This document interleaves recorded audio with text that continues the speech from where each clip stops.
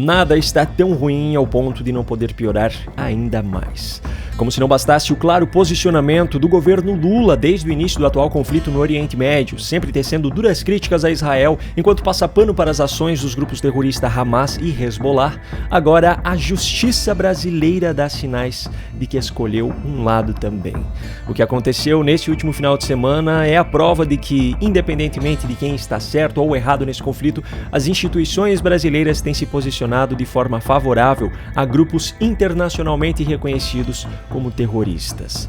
Yuval Wagdani, um soldado israelense que chegou ao Brasil em dezembro para um curto período de férias, precisou fugir do país nesse último final de semana porque passou a ser investigado pela Polícia Federal por ordem de uma juíza federal e corria o risco até de ser preso preventivamente se o pedido tivesse sido deferido a tempo pela justiça.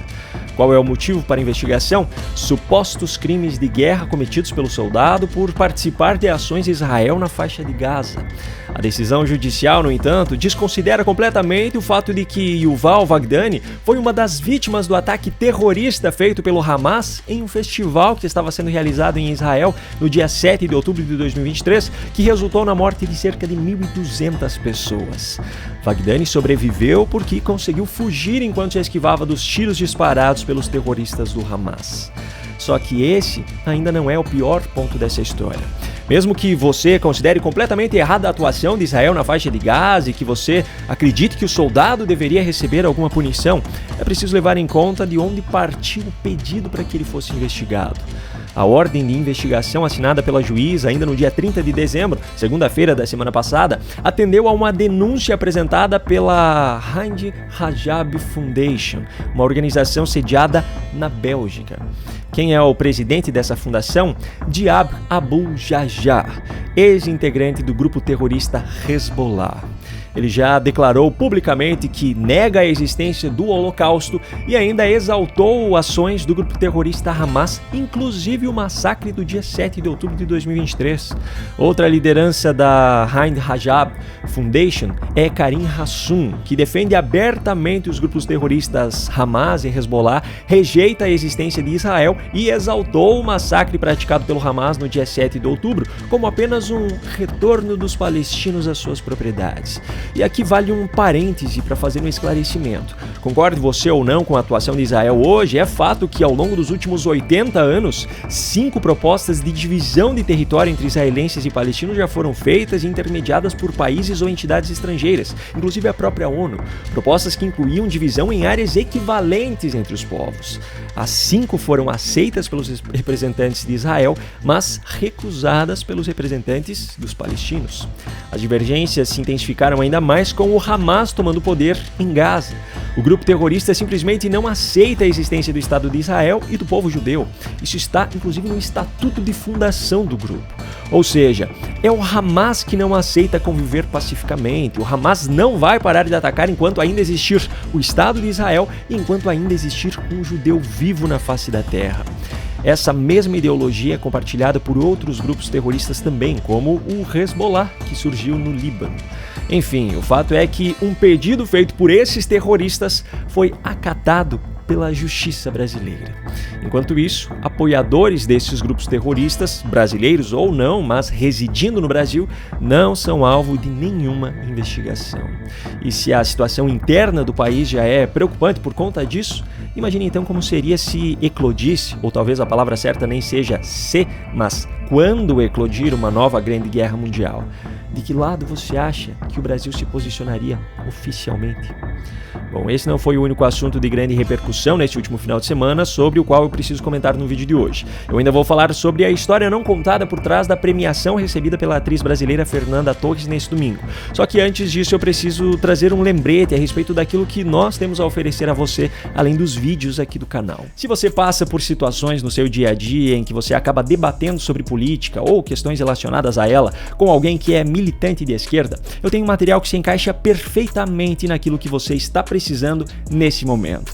No e-book 7 estratégias para vencer debates com militantes de esquerda, eu compartilho com você 7 estratégias diferentes, todas testadas e validadas por mim. São estratégias que eu utilizo nos meus vídeos e no meu dia a dia e todas elas explicadas de maneira muito clara e objetiva. Você terá acesso a esse material por apenas R$ 19,90, clicando no primeiro link que eu deixei aqui na descrição do vídeo ou apontando a câmera do seu celular para o QR Code que está aparecendo agora aqui no canto. Agora, se você passa por esse mesmo tipo de situação, mas você quer estar ainda mais preparado, com mais estratégias e com explicações ainda mais detalhadas sobre elas, eu recomendo o curso 12 estratégias para vencer debates contra militantes de esquerda.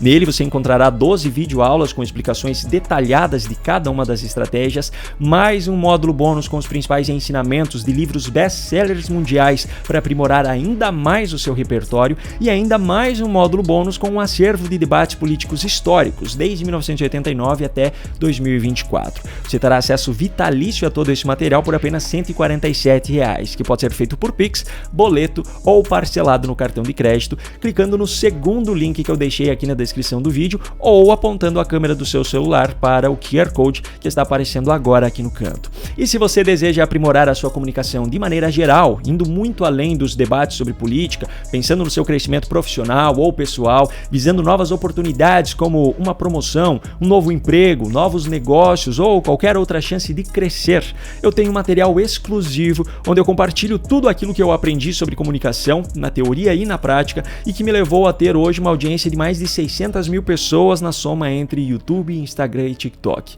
Para ter acesso ao Manual da Comunicação 2025 por apenas R$ 197,00, que também pode ser feito por Pix, boleto ou parcelado no cartão de crédito, clique no terceiro link que eu deixei aqui na descrição do vídeo ou aponte a câmera do seu celular para o QR Code que está aparecendo agora no canto da sua tela. Eu espero que assim eu consiga ajudar você de alguma forma em retribuição a tudo que você fez por esse canal ao longo dos últimos meses. Muito bem, vamos aos fatos. A atriz brasileira Fernanda Torres recebeu neste domingo o prêmio Globo de Ouro como melhor atriz no gênero drama. O mesmo filme em que ela atuou e que a levou a ser indicada ao prêmio também estava concorrendo ao prêmio de melhor filme de língua não inglesa no mesmo evento, mas não venceu. Diante do acontecimento, artistas, políticos e outros famosos brasileiros usaram as suas redes sociais para exaltar Fernanda Torres e para afirmar que essa era uma grande vitória para o Brasil. Chegaram até a comparar o prêmio dela com uma final de Copa do Mundo. As congratulações vieram inclusive de pessoas que dizem ser de direita ou então dos autoproclamados isentos. O discurso foi muito parecido em todos os casos. Nessa hora não interessa posicionamento político, não interessa em quem ela votou, não interessa Lei Rouanet, porque a vitória foi do Brasil, etc.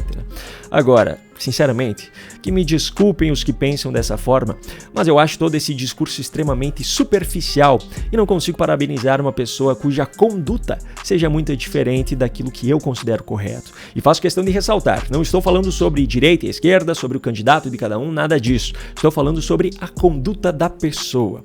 Primeiro ponto, uma atriz ganhar um prêmio não é uma vitória do Brasil, assim como eu também não acho que a seleção brasileira de futebol ganhar uma Copa do Mundo seja a vitória do Brasil. Talvez no passado até fosse mais significativo, mas hoje certamente já não afeta mais a vida de grande parte da população brasileira. Vitória para o Brasil seria pagar menos impostos e ter mais retorno de investimentos em infraestrutura e educação, saúde. Seria enxugar a máquina pública, acabar com os privilégios, acabar com esse jogo político sujo. Vitória para o Brasil seria garantir que os cidadãos desse país tivessem segurança. Seria garantir que os cidadãos tenham liberdade de expressão, que sejam julgados pela mesma balança, independentemente de sua origem, dos seus posicionamentos políticos, da sua raça, do seu sexo, ou seja lá o que for. Isso seria uma vitória para o Brasil. Segundo ponto, o evento no qual Fernanda Torres foi premiada é mais um dentro da bolha da elite artística internacional, promovido justamente para bajular essa própria elite artística e para dar um ar de legitimidade às pautas defendidas por eles. Uma prova disso, o filme que derrotou o filme brasileiro na categoria de melhor filme em língua não inglesa, Emília Pérez, tem como principal pauta a ideologia de gênero. O filme Emília Pérez, por sinal, recebeu 10 indicações e venceu em 4 categorias. Só que ainda tem um terceiro ponto que, ao meu ver, é o mais importante: a hipocrisia. Essa própria elite artística, tanto no Brasil quanto no mundo, já é um poço de hipocrisia por si só. Em sua maioria formada por militantes de esquerda, mas aquele tipo de militante que defende o socialismo para os outros, enquanto desfruta de todo o luxo que o capitalismo é capaz de lhes proporcionar. Em muitos casos, como no Brasil, dinheiro público deixa de ser investido em áreas essenciais, como a saúde ou a educação, para financiar projetos artísticos produzidos por elites que não precisavam desse tipo de financiamento. Mas não é nem sobre a hipocrisia dessa bolha que eu quero falar. O que eu me refiro aqui é a hipocrisia do pessoal desse filme brasileiro especificamente, inclusive da atriz Fernanda Torres. O filme Ainda Estou Aqui fala justamente sobre a história de um deputado que desapareceu na época do regime militar aqui no Brasil. Só que as mesmas pessoas que tratam essa obra como um retrato do período que eles chamam convictamente de ditadura, se calam diante da ditadura que se instaurou nesse país ao longo dos últimos anos. Aliás, ainda aqueles que fazem muito pior. Em vez de se calar diante da atual situação, eles ainda apoiam as arbitrariedades praticadas. Apoiam a prisão de manifestantes que praticaram a mesma coisa que outros manifestantes praticaram em outros momentos, mas esses nunca sofreram nenhuma punição. Apoiam a censura aplicada pelos autoproclamados donos da verdade contra quem simplesmente diverge dos seus posicionamentos nas redes sociais, apoiam inquéritos intermináveis utilizados como meio de chantagem para reprimir aqueles que representam alguma ameaça aos seus planos. Portanto, meus amigos, o meu posicionamento hoje é de não aplaudir a atriz que recebeu o prêmio, mas não por conta de quem ela votou, da ideologia dela ou de qualquer outra coisa nesse sentido. A minha recusa se dá pelo fato de que é mais uma pessoa que faz na prática exatamente o contrário daquilo que defende nos seus discursos. Para aqueles que exaltam Fernanda Torres e esse filme hoje, é muito fácil parecer virtuoso ao pedir para que ideologias sejam deixadas de lado neste momento. Só que o caminho mais fácil, muitas vezes, não é o mais honesto. Um grande abraço e até a próxima.